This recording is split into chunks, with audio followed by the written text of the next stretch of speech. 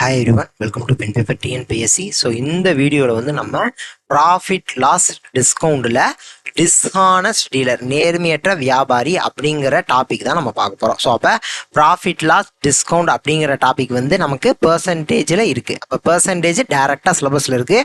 அப்போ இந்த டிஸ்ஹானஸ்ட் டீலரும் நமக்கு டேரெக்டாக சிலபஸில் இருக்குது. ஸோ இந்த கொஷின் வந்து ஒரு ஹை லெவல் கொஷின். ஏன் அப்படின்னா நம்ம கொஷினை பார்க்குறப்ப நமக்கே தெரியும். ஸோ ஏற்கனவே நம்ம டிஸ்ஹானஸ்ட் டீலர்னு ஒரு வீடியோ போட்டிருப்போம். ஸோ அந்த கொஷினை பார்த்துட்டு இதை நீங்கள் பார்த்தீங்க அப்படின்னா இந்த கொஷின் இன்னும் நல்லாவே புரியும். ஸோ அந்த கொஷினுக்கு இந்த கொஷினுக்கும் என்ன வித்தியாசம் அப்படிங்கிறதுமே உங்களுக்கு புரியும். ஸோ கொஷினை நான் ஃபஸ்ட்டு படிக்கிறேன்.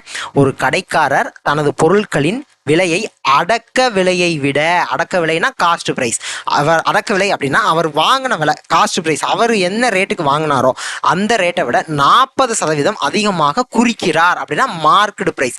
அப்போ மார்க்கெட் ப்ரைஸ்னா என்ன?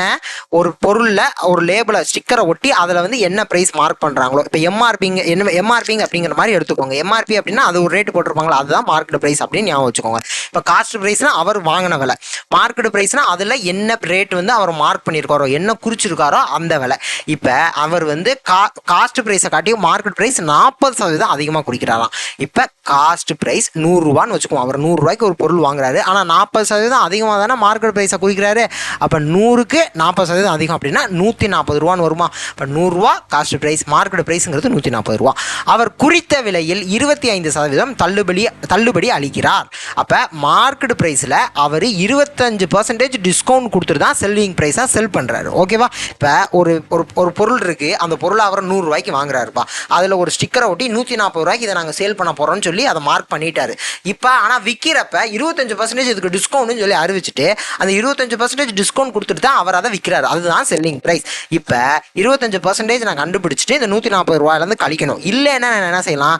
140 × 75% கண்டுபிடிக்கலாம். ஏன்னா 25% கண்டுபிடிச்சிட்டு அதை 140லேருந்து கழிக்கிறதுக்கு 75% கண்டுபிடிச்சிட்டா எனக்கு செல்லிங் ப்ரைஸ் எவ்வளோன்னு கிடைச்சிட போகுது. ஓகேவா? அவ்வளோதான். இப்போ இந்த ஜீரோவையும் கேன்சல் பண்ணால் 7 2 சார் 14, 5 2 சார் 10, இதை கேன்சல் பண்ணினா 15 வரும். அப்போ 7 × 15, 10 7 70, 5 7 35, அப்போ 2 கூட 105. கரெக்டாக? அப்போ செல்லிங் ப்ரைஸ் அப்படிங்கிறது 105 ரூபாய். அப்போ வாங்கிய விலை அதாவது காஸ்ட் ப்ரைஸ், அடக்க விலை என்ன அப்படின்னா 100 ரூபா. மார்க்கெட் ப்ரைஸ் அதாவது அவர் என்ன குறிச்சிருக்காரு அப்படின்னா 140 ரூபான்னு குறிச்சிருக்காரு. விற்ற விலை செல்லிங் ப்ரைஸ் என்ன அப்படின்னா 105 ரூபா. 100 ரூபா காஸ்ட் ப்ரைஸ், 140 ரூபா மார்க்கெட் ப்ரைஸ், 105 ரூபா செல்லிங் ப்ரைஸ். இப்போ எனக்கு இது மூணும் தெரிஞ்சிருச்சு. ஓகேவா? அதுக்கப்புறம் மேலும் 1 கிலோவுக்கு பதிலாக 800 கிராம் மட்டுமே காட்டும் ஒரு மோசடியான தராசை பயன்படுத்துகிறார். அதாவது இப்போ வந்து ஒருத்தவங்க கிட்ட இப்போ வந்து அவர் அரிசி விற்கிறாருப்பா, அரிசி ஒருத்தவங்க 1 கிலோ கேட்குறாங்க. 1 கிலோங்கிறது என்ன? 1000 கிராம். 1000 கிராம் அரிசி கேட்டாங்க அப்படின்னா இவர் 800 கிராம் தான் தருவார். 1000 கிராமுக்கான காசை வாங்கிக்குவார், ஆனால் 800 கிராம் தான் தருவார். அதுதான் மோசடியான தராசு. அதாவது அந்த தராசு வந்து ஒரு மோசடியான தராசு. அவர் ஃப்ராடு பண்ணி 1000 கிராமுக்கு பதிலாக 800 கிராம் தான் கொடுப்பார். ஓகேவா? இப்போ இந்த கான்செப்ட் புரிஞ்சுக்கோங்க. அப்போ அவருடைய ஒட்டுமொத்த லாப சதவீதம் என்ன? ஒட்டுமொத்தமாக அவருடைய லாப சதவீதம் என்ன அப்படின்னா இங்கே வந்து ப்ராஃபிட் பெர்சன்டேஜ் கேட்குறாங்கப்பா. ப்ராஃபிட் பெர்சன்டேஜ் அப்படின்னா நான் போன வீடியோ நான் இந்த டிஸ்கிரிப்ஷன்லேயே கூட கொடுத்துட்றேன். அதில் என்ன இருக்குது, இந்த கொஸ்டினில் என்ன வித்தியாசம் அதை கண்டுபிடிச்சிக்கோங்க. ஓகேவா? ஸோ இப்போ நான் ஃபஸ்ட்டு இதை முதல்ல நான் இது பண்ணுறேன். இப்போ ஒரு கிலோனா எவ்வளவு? 1000 கிராம். 1000 கிராம். இப்போ 1000 கிராம் அரிசி அவர் 1000 ரூபாய்க்கு வாங்கியிருக்காருன்னு நான் வச்சுக்கிறேன். 1 கிராம் 1 ரூபா. அப்போ 1 கிராம் 1 ரூபானா 1000 கிராம் அரிசியை 1000 ரூபாய்க்கு வாங்கியிருக்காரு. ஸோ இது புரிஞ்சிருச்சுல? இப்போ அவர் எவ்வளவுன்னு சொல்லி செல் பண்ணுவார், மார்க் பண்ணிவிட்டு அதில் இருந்து டிஸ்கவுண்ட் கொடுத்து தான் செல் பண்ணுவார். அப்போ 105 ரூபா. அப்போ காஸ்ட் ப்ரைஸுக்கும் செல்லிங் ப்ரைஸுக்கும் எவ்வளோ வித்தியாசம்? 5 ரூபா. 5 ரூபானா 100க்கு 5 ரூபானா 5% வித்தியாசம் வருதா? அப்போ 1000 ரூபா அவருக்கு காஸ்ட் ப்ரைஸ். அப்போ 5% அதிகமாக வச்சு தானே செல் பண்ணுவார். 5% அதிகமாக வச்சு தான் செல் பண்ணுவார்.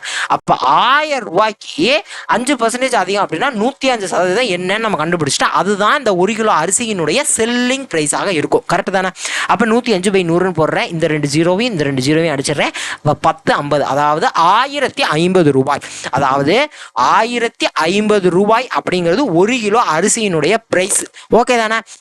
ஆனால் இவருடைய காஸ்ட் ப்ரைஸ் இங்கே 1000 ரூபாயா இருக்குமா அப்படின்னா இருக்காது. ஏன்னா 1000 கிராம் அரிசி தான் 1000 ரூபாய்க்கு இவர் வாங்கியிருப்பாரு. பட் இங்கே விற்கிறப்ப 800 கிராம் அரிசி தான் கொடுக்குறாரு. ஏன்னா ஏமாத்திடுறாருல. அப்போ 800 ரூபாய்க்கு தான் அவர் வாங்கின அரிசியை தான் கொடுக்குறாரு. எவ்வளோ கொடுக்குறாரு? 1050 ரூபாய்க்கு கொடுக்குறாரு. அதாவது 800 ரூபாய்க்கு அவர் வாங்கியிருப்பார். 800 கிராம் அரிசி அவர் எவ்வளோக்கு வாங்கியிருக்காரு? 800 ரூபாய்க்கு தான் வாங்கியிருக்காரு. ஏன்னா ஒரு கிராமு 1 ரூபாய்க்கு வாங்கியிருப்பாரு. அப்போ 800 கிராம 800 ரூபாய்க்கு தான் வாங்கியிருக்காரு. ஆனால் எவ்வளவுக்கு விற்கிறாருன்னா 1050 ரூபாய்க்கு விற்கிறார். அந்த 1050 அப்படிங்கிறதுக்கு தான் நான் இவ்வளோ எக்ஸ்பிளனேஷன் கொடுத்துருக்கேன். ஏன்னா மார்க் பண்ணிட்டு அதுக்கப்புறம் டிஸ்கவுண்ட் கொடுத்து தான் செல்லிங் ப்ரைஸ் கொடுக்குறாரு. அப்போ அதில் வந்து அவருக்கு அங்கே வந்து 5% காஸ்ட் ப்ரைஸுக்கும் செல்லிங் ப்ரைஸுக்கும் வித்தியாசம் வருது. அப்போ 1000 கிராம் அரிசி அப்படிங்கிறப்ப நமக்கு 1050 ரூபா அப்படிங்கிறது செல்லிங் ப்ரைஸ் வருது. பட் ஆனால் 1050 ரூபாய்க்கு விற்கிறாரு அப்படின்னா அவர் 1000 ரூபாய்க்கு வாங்கின அரிசி 1050 ரூபாய்க்கு விற்கல. ஏன்னா மோசடியான தராசை பயன்படுத்தி 800 கிராம் தானே கொடுக்குறாரு. அப்போ 800 கிராம் அப்படின்னா 800 ரூபாய்க்கு வாங்கின அரிசியை 1050 ரூபாய்க்கு கொடுக்குறாரு. 800 ரூபாய்க்கு வாங்கின அரிசியை 1050 ரூபாய்க்கு கொடுக்குறாரு. ஸோ இப்போ மொத்த ப்ராஃபிட் பர்சன்டேஜ்ப்பா, அவ்வளோதான். அப்போ என்ன அப்படின்னா 800 ரூபாய்க்கு வாங்கின அரிசி கீழே காஸ்ட் ப்ரைஸாக போடுவேன்.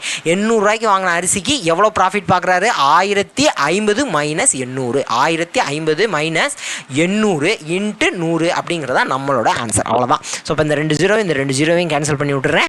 இங்கே ஒரு 200, 250 ரூபா டிவைடட் பை 8ன்னு வரப்போகுது. ஸோ இதுதான் ப்ராஃபிட் பர்சன்டேஜ். இதை நம்ம டிவைட் பண்ணிட்டோம்னா நமக்கான ப்ராஃபிட் பர்சன்டேஜ் ஒட்டு மொத்த லாப சதவீதம் என்ன அப்படின்னு நமக்கு தெரிஞ்சிட போகுது.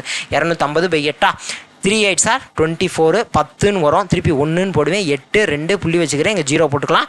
அப்போ 2 8 சார் 16, மிச்சம் 4 திருப்பி 0, 5 8 சார் 40. அப்போ 31.25% அப்படிங்கிறது தான் இவருடைய ஒட்டு மொத்த லாப சதவீதம். 31.25%, 31.25%. ஸோ ஆப்ஷன் பி அப்படிங்கிறது தான் நமக்கான ஆன்சர். ஸோ நெக்ஸ்ட் வீடியோவில் பார்க்குறேன்.